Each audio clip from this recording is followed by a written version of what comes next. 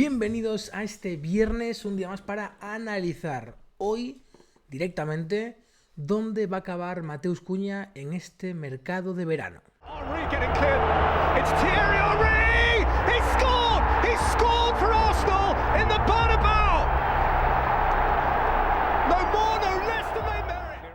Estamos ya en abril, está por acabar la temporada. Mateus Cunha ya ha vuelto de su sanción de la FA Cup en cuartos de final, o en octavos, ya no recuerdo, que fue en cuartos contra el Bournemouth, donde con un cabezazo dejó a Milos Kerkez en el suelo, acabó sacándole roja justo en el minuto 118, directo a penaltis. Así dejó su equipo 4 partidos, además de los penaltis, sin equipo. Hablando de lo futbolístico, por supuesto, Mateus Cunha también dijo que quería dar un paso más, quería avanzar en su carrera. Hertha, Hoffenheim, Atlético de Madrid, Wolverhampton Wanderers. Lo siguiente, hoy lo hablaremos. Bienvenidos a Kick and Run. Hoy vamos a hablar dónde podemos ver a Mateus Cunha para dar ese pasito hacia adelante. Manchester City, Fulham, Aston Villa, Liverpool. ¿Qué tipo de jugador es Mateus Cunha y qué equipo lo necesita? Además de qué equipo puede pagarlo. Buena pregunta. Esa es la primera y principal. Pues en Premier la verdad que prácticamente cualquiera. Hemos visto un poco, aquí tenemos sus datos, según Capology, siempre es aproximado estos números. Su salario semanal es de 90.000 libras esterlinas. Anual, algo más de 4,5 millones. Bueno, pues según esto, prácticamente, casi cualquier club inglés de zona alta de la tabla, digamos que entra en Europa, podría pagarlo.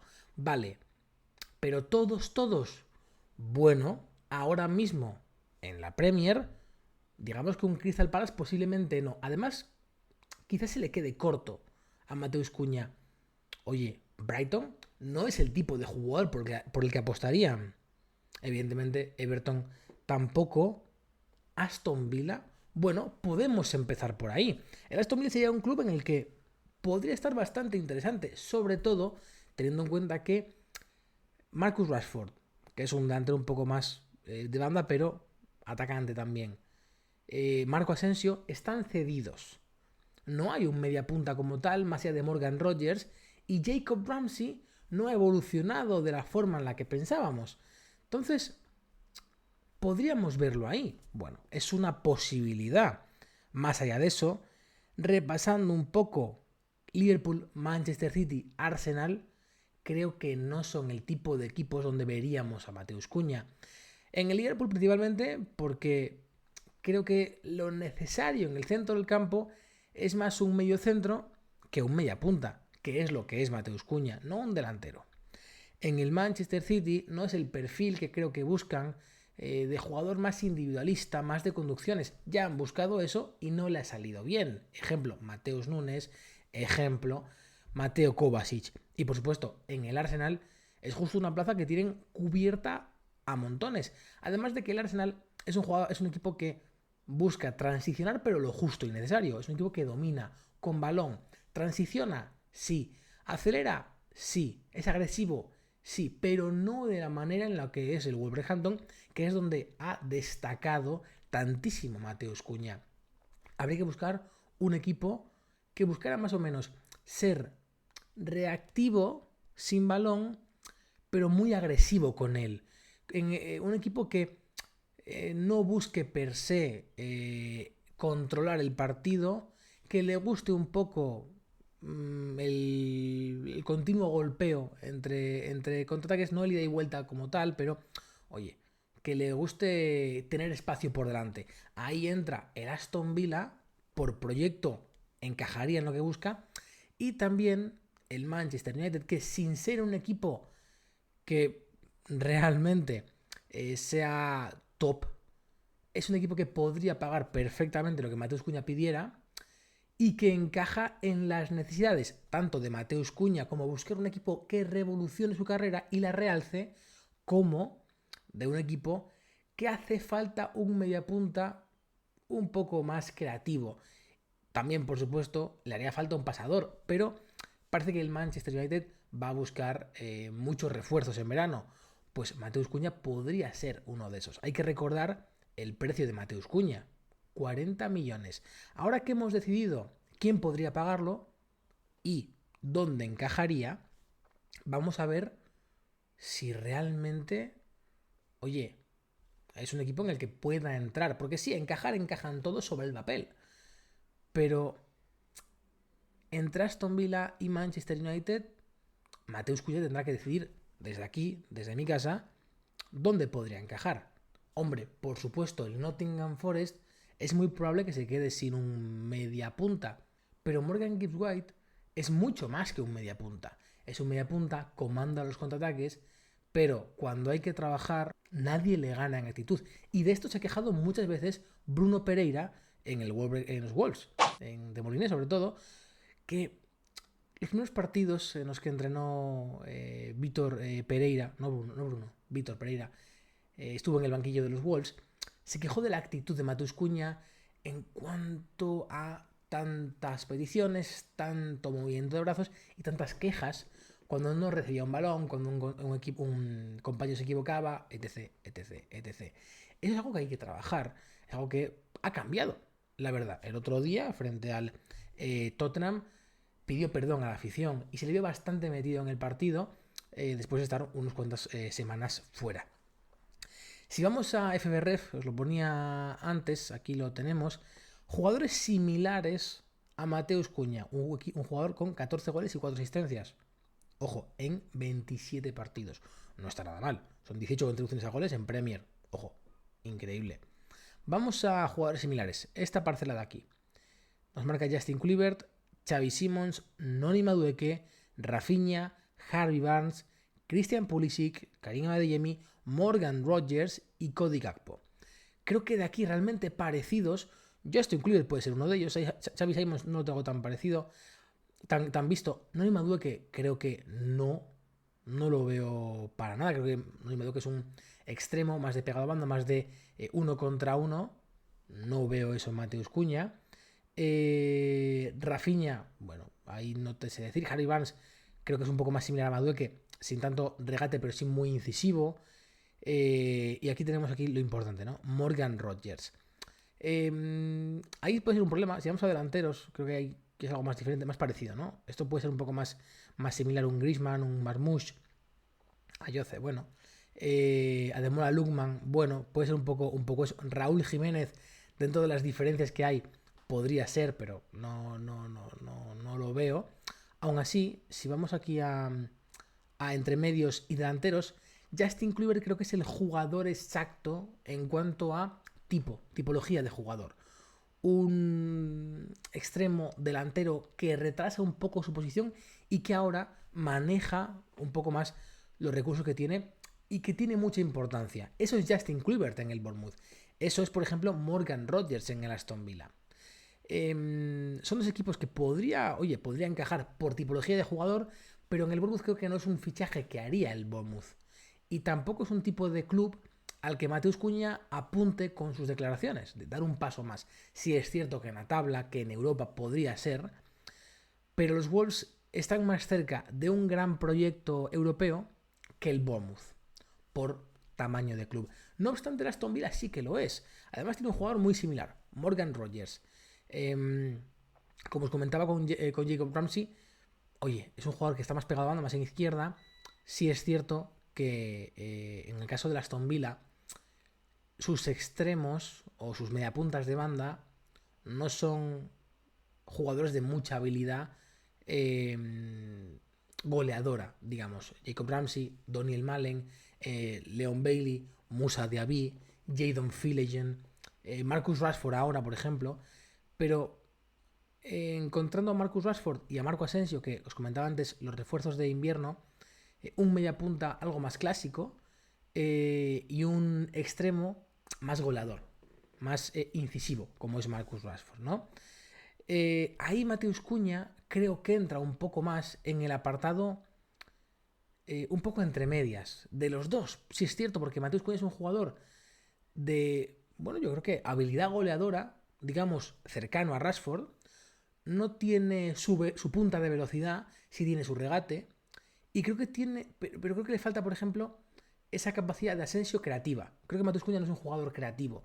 Sí es habilidoso, no creativo. No sé si me está entendiendo, porque en Aston Villa lo más creativo que hay es, digamos que Tielemans.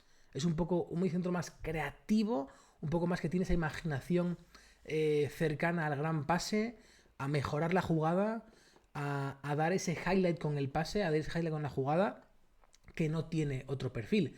Mateus Cunha no es tanto un gran pasador, un gran creador de ocasiones para el resto, y con esto que tenemos aquí un poco los percentiles. Acción para la creación de tiros para el resto. Acción para la creación de tiros para el resto. Percentil 64. Igualmente son muchas. Como un mediocampista ofensivo. Si vamos a delanteros, aquí es otra cosa.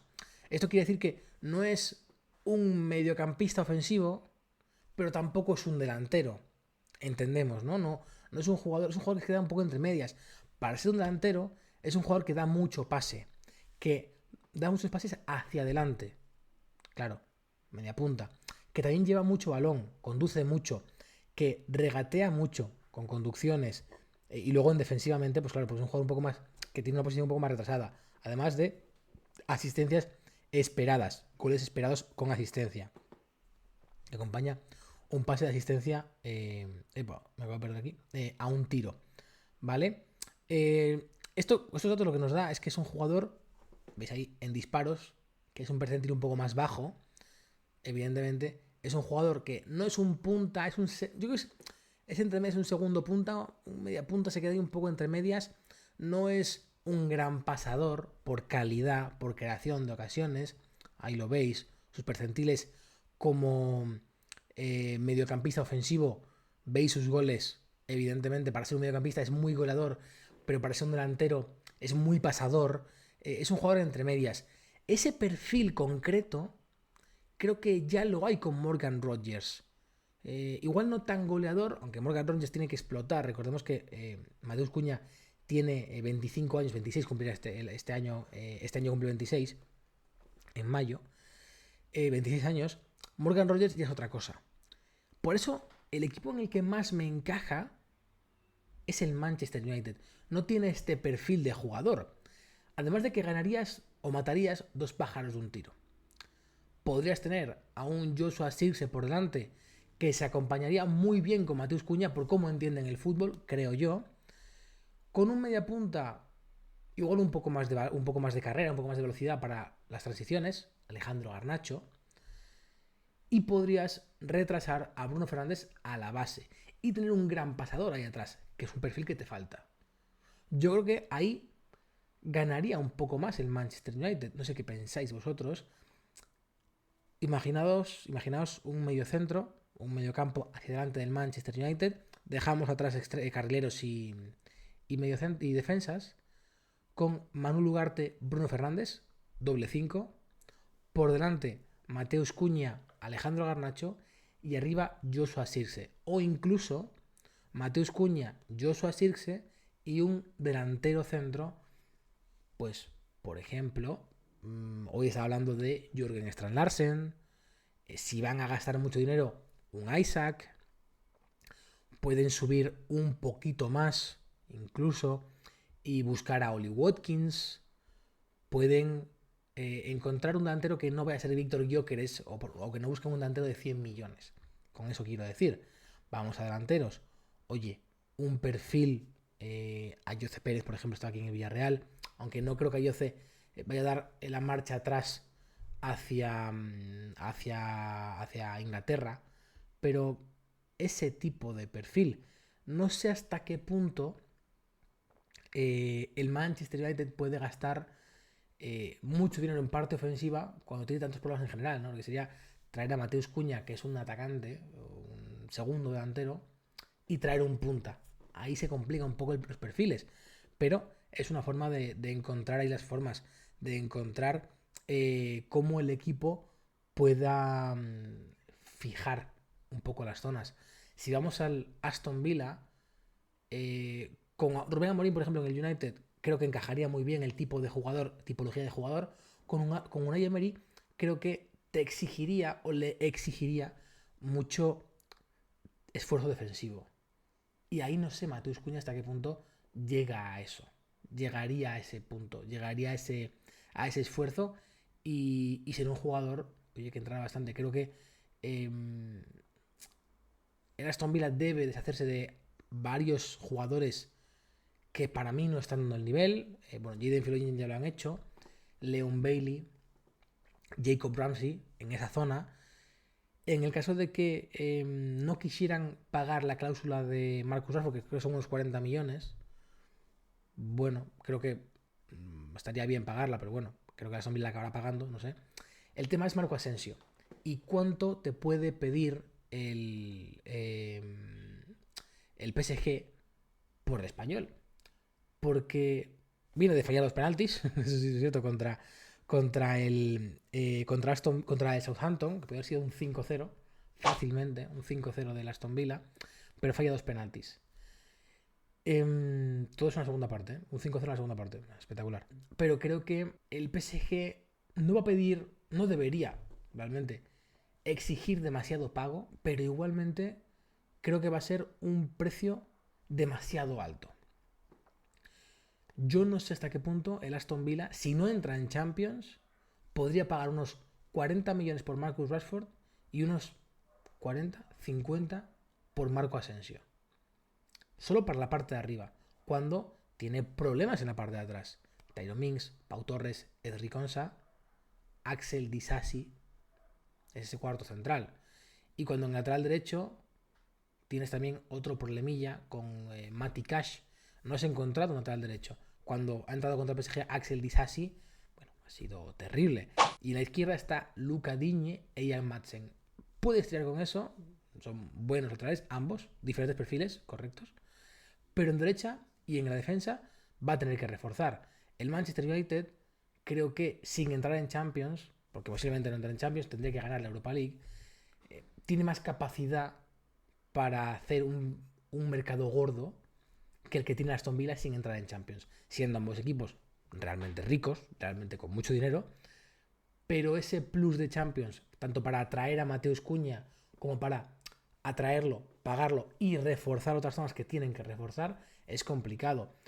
El futuro de Mateus Cunha no solo depende de él, también depende de cómo los clubes que puedan pagarlo y necesiten un jugador tipo como él, acaben la temporada. Si no hay ningún equipo realmente que pueda pagar unos 60 millones, recordamos que pagaron 40 por él al Atlético de Madrid, va a ser muy complicado que Mateus Cunha pueda salir. Y otro año en los Wolves, no sé si para él sea válido, hay que recordarlo. Hasta aquí este análisis y esta pregunta que me hago al aire, ¿dónde puede acabar Mateus Cunha el año que viene? Por supuesto, os leo abajo en comentarios. Chao, chao.